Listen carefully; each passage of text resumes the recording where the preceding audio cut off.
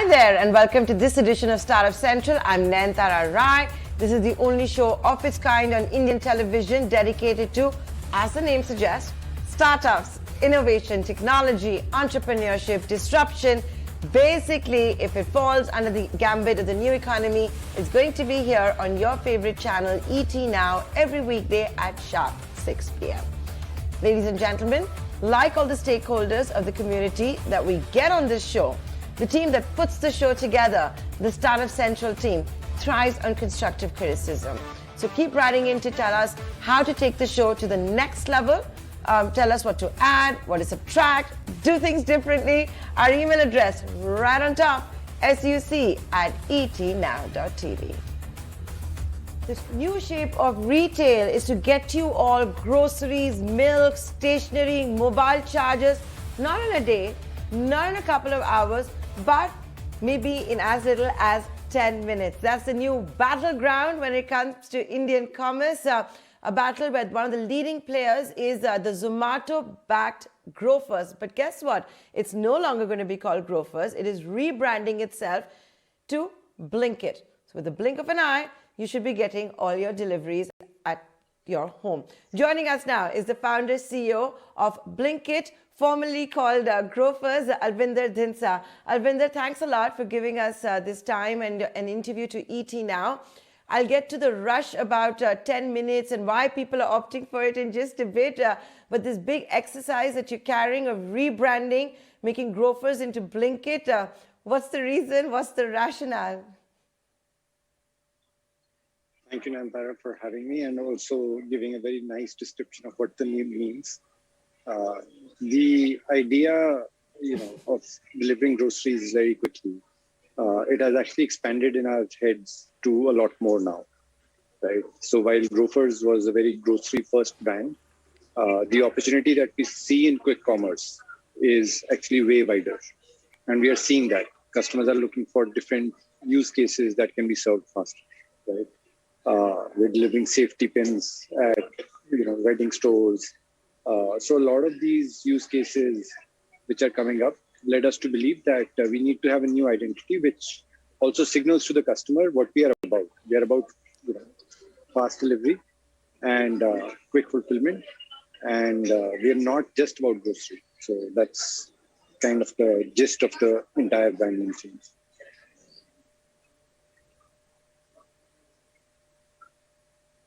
So Blinkit is to play with the fact that you can blink and get your deliveries wherever you want in the blink of an eye? Yes, of course. It might not be that fast, but we will try to get there over time.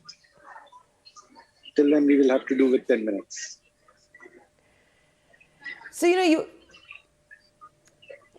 there was a time when you were talking about an IPO, then I guess you folks decided to pivot and make your entire business model about this 10-minute delivery, which is currently in about 12 cities from what I understand. What is a larger game plan? And, for all of our viewers, and, we're recording this interview also at the time of the stock markets, Zomato is at the cap table, right? So a lot of people wonder, are there larger synergies at play? So I think our focus has been on building the business, right? And what we saw in quick commerce was an opportunity that, if we don't take it, somebody else will. And we genuinely believe that quick commerce is going to be the future of commerce, right? So we wanted to position ourselves in the best possible way for it. And I think we are pretty well placed. We have 248 stores that we've opened up in the top 8 cities. And we continue to add a store every 4 hours. And that pace is accelerating as we find more partners. So in all of this, our conviction is that this is a space which is going to get bigger, and we're going to have a part to play in it as well. We don't need to raise capital. I think, we have strong economics. We are making this business work. But obviously, always looking at what are the opportunities that come up for us to be able to make it bigger and even more useful for our end customers.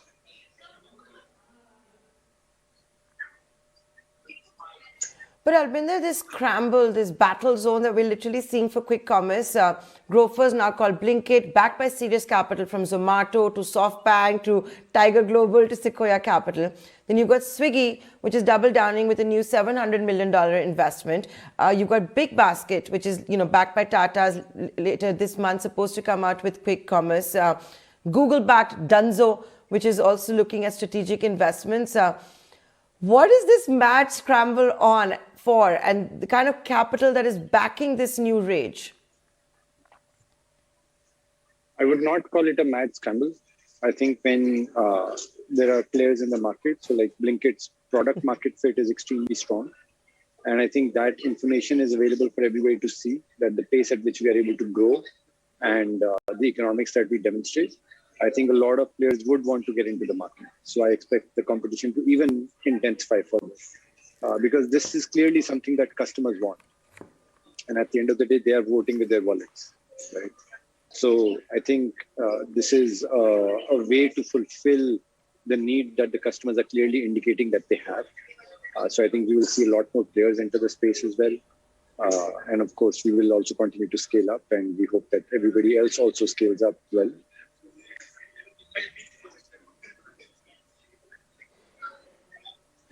You're saying the consumers are voting with their wallet. Can you back that up with any data points? And I would imagine that it would be the case, like I said, if you're pivoting with the kind of capital backing Blinkit and all the other names that I mentioned.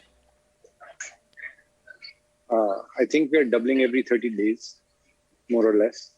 So I think that's the biggest data point that we can see, even at our scale.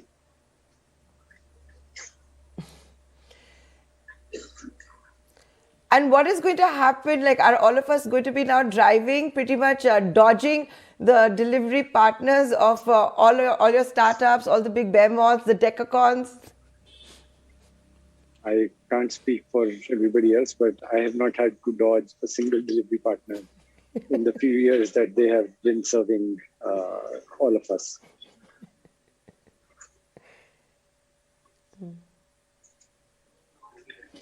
Albinder, have you got any data on how big this market is? Now, quick commerce is something that we're talking about, not just in India, but it's a trend that's picking up at Silicon Valley as well.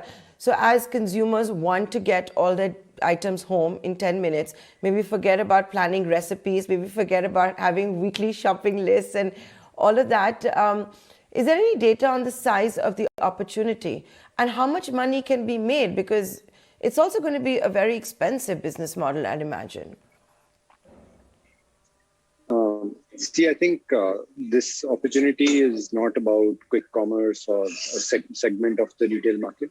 I think this is the future of commerce itself. That we should have communities should have easy access to products. That should be the most sustainable way to get them products as well. Right? We can make the kind of investments in infrastructure that will allow us to have more common public spaces that are used for good, while the products and the storage are efficiently taken care of in the local market. So I think it's a fairly large market. And if you think about it, you can even call the entire retail market is something that is going to participate in quick commerce in one way or the other. Right?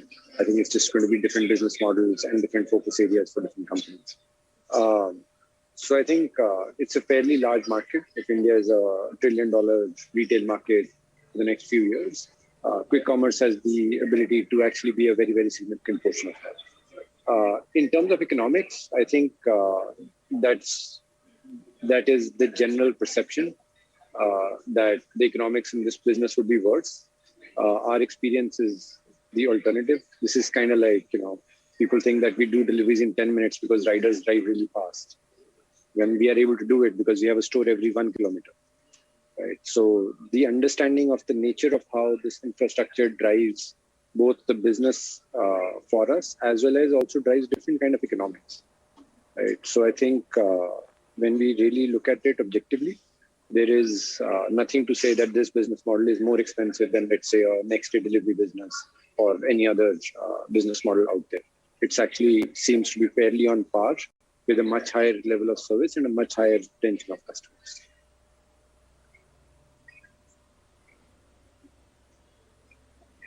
And when a consumer buys something using quick commerce, should that consumer be prepared to pay more? Not necessarily, right? At the end of the day, the technology that we build, which is the core of what Blinkit does, right?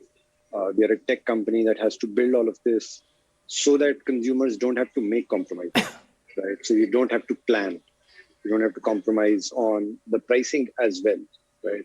If the solutions we build, they're not sustainable for the future, or they're not, adding more value than they're taking away, then it doesn't really matter. So I think the purpose of the technology that we build is so that your products actually get cheaper. You get to be less planned. You don't have to scramble. Your anxiety levels should go down as a customer. So I think all of these things we have to enable. We cannot say that we will make the customers pay more, and that's why this business model works. It never works like that, right? You have to create value for the customers in multiple ways, and making it cheaper for them is also a way to create that value.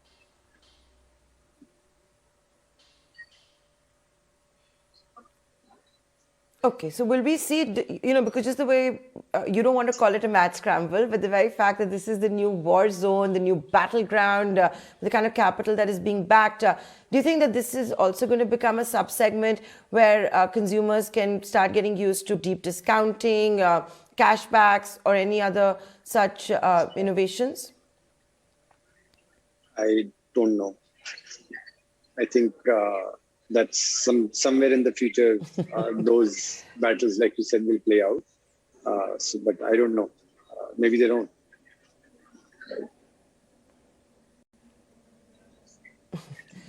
The other thing I wanted to ask you was, you are in more than 12 cities, yet you have rolled out quick commerce in 12. So as you scale up, will you do it in all the cities? The reason I'm asking you this is because I was also having a conversation with Meesho's founder, CEO, Vidit Atre, who's also getting into, FMCG deliveries and this, that, and the other.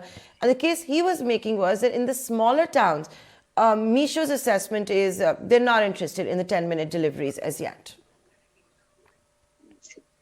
I think we've launched a few of the smaller towns, and we continue to launch cities every day.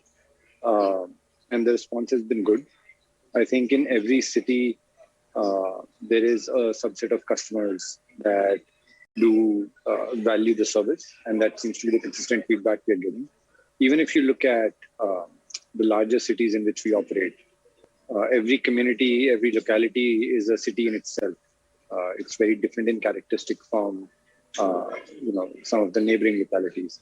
So seeing the growth of the business in all these diversified communities also gives us the confidence that this is something that is also going to work for tier 2 and tier 3 towns. Having said that, we will continue to look at the data and keep reassessing our understanding as we go along and expand more. But our plan is to be in 100 cities by March.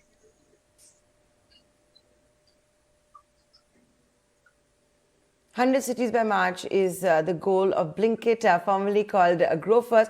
Albinder, give us an idea when you're seeing yourself, you're saying you're almost doubling. So as you see consumers take to quick commerce, can you give us an idea of the more popular items that are ordered? Yeah, it actually changes a lot in 10-minute delivery by multiple factors, seasons, festivals, right? So of course, the highest selling stuff is still fresh fruits, vegetables. We have a lot of people ordering cut fruits and smaller sizes of vegetables, breads on their platform. Interestingly enough, as the winter has set in the north, right, we sell heaters and thermal wear as well, which are also doing really, really well. One of the surprises for us in terms of the item itself was the amount of extension cords that we're able to sell on the platform. It seems that, including myself, I bought a couple a few days ago. When you need an extension cord, you need it now.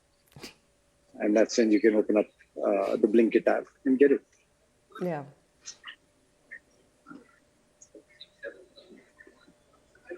Oh, yes. I would imagine extension cords, mobile chargers, cables for charging phones, all of that would be a good opportunity. Albinder, before I let you go, got to ask you whether you answered it or not. There's a lot that's being said that will Zomato increase its investment in Grofers, now Blinkit? Is that why Blinkit is pivoting itself for that important value add for Zomato? Any comments, any updates? I think you should ask Zomato that question.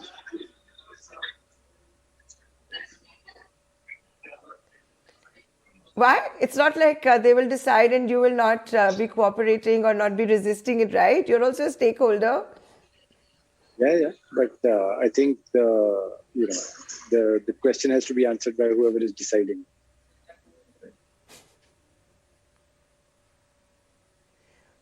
Do you need more capital for the way you're scaling up? The fact that you want to be in 100 cities by March, that's about 3 months away? Actually, no. I think we don't need the capital. Right? We are expanding fairly rapidly with good economics. So we're kind of confident in the business model. But we also continue to keep reassessing whether there is investment area which will where we will benefit from having more capital, whether it is building out more infrastructure, whether it's building out more partnerships with local merchants, expanding the footprint. So if expanding our technology platform. So all of these things at some level we keep reassessing and seeing whether we have any capital requirements that we need to allocate over there. And we have to be extremely smart about them because obviously we're not building this business for the next 6 months or the next 1 year. We think this is going to be a decades-long business to build, and we should thoughtfully allocate our capital to each of these buckets.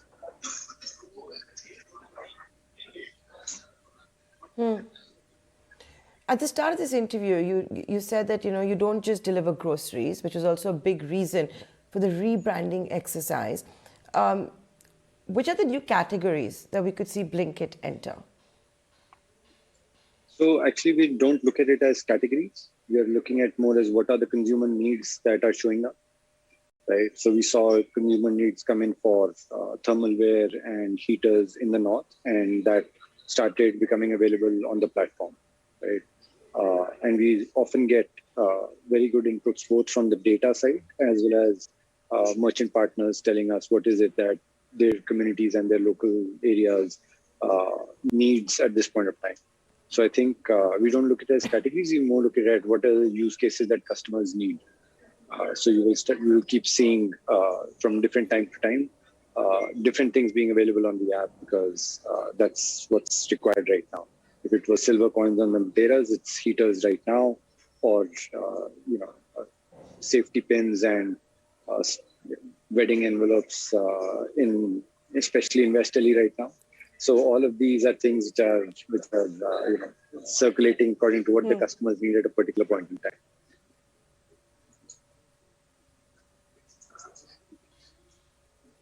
Okay.